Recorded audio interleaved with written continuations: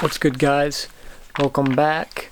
I originally had intended to finish our attachment style series discussing with the last avoidant type how to handle it and how to work with it, that disorganized attachment style that I was telling you guys about.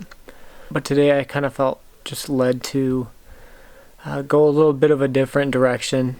And part of the reason is because for some time, this channel, and even now, this channel has always been about not just helping you guys, but it's also helping me to heal, to be able to share with others, like, hey, this is my experience, like, hopefully you guys can relate, or, you know, empathizing with the situation that you guys may or may not be in. Because I definitely think that there needs to be more empathy in the world for a lot of things, and there's times that even I fall short. I'm human, you know, we're all human. But basically the premise of today is I wanted to talk to you guys about self-love, because I actually meet with a therapist, surprisingly, and she's been helping me deal with the concept of self-love, because I can tell you guys all day this is how you should be living your life, and this is what you should be doing, these are the specifications you got to be following, this is the guide, just follow it and you'll be alright. But a lot of us have more than just, you know, baggage. A lot of us have feelings of self-worth and things that we had to deal with. And it can stem from those attachment styles. But the other big part of it is I think we lose track of what self-love actually is. And a lot of people communicate self-love synonymously with self-care. And they are very similar. So I wanted to share with you guys a quote that I have from Dr. Andrea Brandt. She said that self-love means giving yourself what your body, brain, and soul need for the marathon that is life. And I think that sums it up really well. I think all too often when we stop taking care of ourselves, we aren't just doing it to us, right? It has an impact on those around us. Because I always think in the concept of somebody is always observing. Somebody is always watching you. Somebody is always wanting to see what that model is, that precedent that you're setting is. And I want to set a good precedent. I want people to look at me and to see like who I exemplify, you know. But when I was looking at this concept of self-love, what I really determined was that it's to take care of one's being and to nourish your existence. As we all know, we're only on this planet for a short time. You know, it says that life is but a vapor. But you best believe that while we're here, we should be doing all we can to help those around us, to just be good, common human beings, and to leave this world in a better place for those who are going to inherit it even after us. So I just wanted to quick go over some signs of a lack of self-love, because when I was talking with my therapist, she was pointing out some things that I did, and I didn't really realize that it was not caring for myself. But when I looked at it from a different lens, I was like, wow, that actually makes sense. So one of the things is that we lack boundaries with our family and friends. Luckily, I don't really have that problem, but I know there's many people out there that do, and it's hard to draw that line because you don't want people to hate you. But then there's also the dividing factor that if I don't set boundaries, they'll just continue to walk all over me, and they'll think that I'm at their beck and call, or they think that they can just manipulate their way into my life after doing some horrible things, and I don't think that's the way we should live. And so that's one of the signs of a lack of self-love. The other that I've talked to you guys about is called masking. It's just pretending to be somebody you're not, right? So you're hiding your true self because you're scared of what society thinks about you. Now me, when we get later on into the series and more videos, I want to really expand on that inner child and the inner teenager, because the inner child, one of the best ways to break out your inner child is just doing the most wild, crazy things that you would have done, you know, when you were younger, but as an adult, it's like socially unacceptable. Yeah. So sometimes I literally will just go in a store and I'll start singing or I'll start skipping around, and people are like, what is wrong with him? But the best part is that there's nothing wrong with that, right? I'm breaking free from this system that has been set on us, that has oppressed us for the last couple decades, maybe even centuries. And so anybody that tries to dampen like the mood and like tell you like you're being too much, you know, you got too much energy, you're doing this.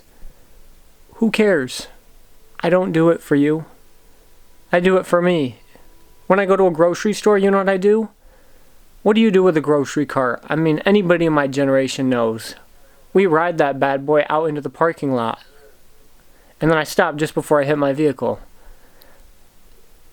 But those are all things we did when we were little, right? So why would we let that inner child go? Why would we ever stifle and stoke that fire that we have that makes us who we are? That's why like relationships are so amazing, is when you get two people that are spontaneous and they just do wild stuff like that. To me, that's like a really ideal relationship. And I love humor. Absolutely love humor. I couldn't be with somebody stoic. But that's neither here nor there. Getting back to self-love. You treat your mental and physical health very poorly. This could be skipping meals, which I'm actually guilty of. Now, I don't do it because when I looked at it from that lens, I didn't think that I did it because I didn't care for myself. I do it because I just want to keep on working, and food isn't really that important to me till like later on. And so like I condition myself to only eat after like I've done a job, which I don't know, that could be incredibly toxic, but it's how I've gotten things done because I'm very like do it now, like drive. And I can't rest until I know it's done, or at least like half done, or I'm at like a marker, you know, and I can come back to it and not lose my spot. This can also come in the form of not taking your supplements. So I work for a nutritional supplement clinic that we run, and we find that a lot of people that generally do not care for themselves, subconscious or consciously, don't take their supplements. And the supplements are supposed to help their body, you know, fight off infection, illness, things like that. Yeah, they just don't take them. And sometimes they forget, and we've had people tell us, yeah, I just didn't like the taste of it, so I stopped taking it, even though they paid like, you know, $30 to $50. I mean, it really ranges, but... And so when I started looking at that, I was like, okay, that makes sense. We are almost sabotaging ourselves and depriving ourselves of an experience of gratitude and happiness in a long life when we do things that don't support our body, right? And so I want you guys just to think about that. I mean, that's just such a small example, but even taking your vitamins through the day, take some vitamins, you know, take your protein, take your power greens in the morning. Do something that says to my body, I care. I genuinely care for my body. The other is, a lot of people complain about being a certain size or certain weight, but when I mention to them, here's some home workouts, even the home workouts, they're like, yeah, this is too hard. I don't have the time in the day. But then if I was to ask them, okay, draw me up a schedule of what you do with your time frame, a lot of them either watch Netflix, play video games, absorb TV, massive amounts of TV, television, listen to music. Not to say those things aren't productive, but I mean, music listening is very productive in my opinion. But absorbing countless hours of TV, I mean, find something active. Find something that like speaks to your body, that resonates with it. It says, hey, I'm taking care of my body. I'm outside going on a walk. Like, I'm so proud of myself. I'm taking myself on a bike ride. Do something physically active, because when we're physically active, we release those endorphins in the brain. And that really helps us to have those like feel-good chemicals. Like, yes, I can do it. It's why you feel so gratified after doing a workout. You know, the joke is that you arrive to the workout listening to like metal music. You know, if you're me, you listen to really hard driving rock. And then you leave, and next thing you know, you're just listening to Usher or Akon in the car, okay? You just feel so much more freer because you have all that stress, all that testosterone that you released, you know? But I want to encourage you guys not to be too hard on yourself, because that's another sign of lacking self-love. Don't ever be so hard on yourself. Don't try to be the perfectionist, because I know exactly what that is like. And it's not a place that I enjoy being in. It's something that I'm coming out of. But for me personally, I always felt like I had to be that way, because if I wasn't, then the job wasn't done correctly. And I focus more on work than myself, and that's something that I don't want to do, taking it with me into the future, right? I want to be able to separate my work, but also to love the work that I'm doing, but to be able to separate it and set boundaries for myself personally when things are getting out of hand. I'm making this right now to you guys, and I wasn't even going to make this video because I'm physically, emotionally, and mentally exhausted. I'm literally in a stage of burnout right now, and I really just haven't had the motivation for months at work.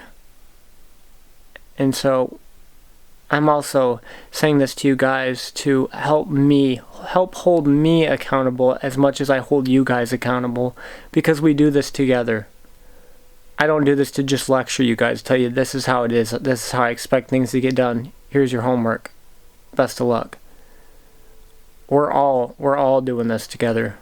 And that was my purpose when I made this, is I want to be a better man, and I want to help you, in each and every single one of you, become a better man or woman. The other sign is that you settle for less than you deserve.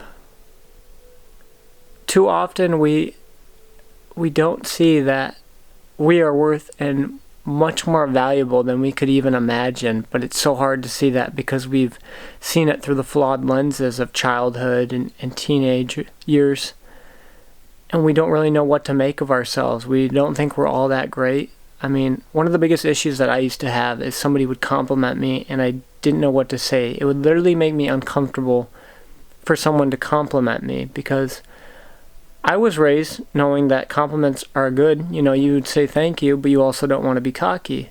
And I also had people in my life that would consistently put me down. And so over time, I think my body and my brain just learned a pattern. It's like if somebody gives you a compliment, like you just kind of like freeze up almost. You don't really know what to do. And I've worked a lot through that. You know, I can say thank you now. I can say, you know, I appreciate that. And better yet, I can give compliments to others with no fear, with passion, with love, with understanding, with hopes that they do that to somebody else, you know, walking around. So we all deal with this to varying degrees. And the other thing that I deal with is I have tried for so many years to get up early in the morning, and that is also a lack of self-love. It's a lack of self-dedication. It's a lack of self-discipline. I may hit the gym 3 to 4 days a week and do boxing, you know, but I can't get up early in the morning, and I'm upset about it. I get frustrated about it because I always have an excuse for why I won't get up in the morning. My ideal morning, I would be up by 6 a.m. I would hit the gym, I would do my breath work, devotion, meditate in the morning. Make sure I drink a full bottle of water to hydrate my brain. I have a whole morning schedule planned in my head. I just never acted out. And so again, part of this is for my accountability. So I'm putting this publicly for you guys to help hold me accountable in this, because we're all in this together and I want to see you all succeed. And I felt like this message just needed to be shared. I mean, we're definitely going to revisit that attachment style, but this was so much on my heart. I'm like, all right, I just got to deal with it. Even if I feel like passing out and I feel like a half-dead, you know, worker that just finished mining all day or something, you know. I don't know. For some reason, my brain, the 1800s are playing. But that's such is life. And welcome to my brain. So as always, make sure you hit the bell button, guys. Subscribe if this was any interest to you. Leave a comment below if you have any questions. And as always, stay frosty.